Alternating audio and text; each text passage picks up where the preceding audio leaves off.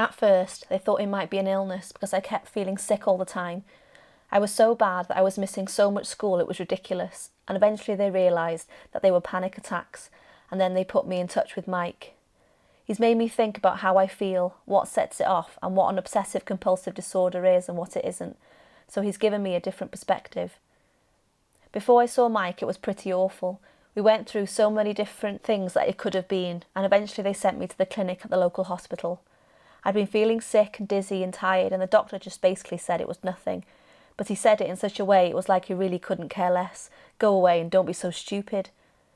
I went out of the clinic in tears. I think just identifying the problem itself has helped loads. Quite often when I see Mike, I come out and think, well, that hasn't helped me at all. But in actual fact, it has. He lets me talk, and that gets a lot of stuff off my mind, so it helps having someone to talk to. I do think my family could have done with a bit more support though. They don't really know how to deal with me. Sometimes I'm upset and hyperventilating and crying, and my sister gives me a hug and tries to make sure that everything's okay, but that's the extent of it, because no one actually knows what's going through my head. Dad especially gets frustrated with both me and him when I get into one of those moods. Mike tells me to write it all down. I've made this little scrapbook, and I've got nice photographs of family and friends that I look at.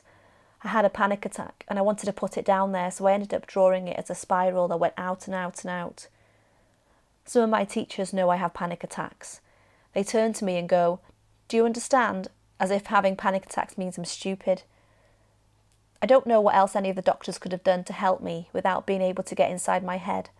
To be honest, Mike hasn't actually seen me on a day when I'm so bad I don't even want to be alive. I reckon it'd be helpful if there was like an email contact or something I could say, "Mike, help, I'm not coping at the minute." I'm a person who doesn't like to put my guard down because I like to keep up an appearance.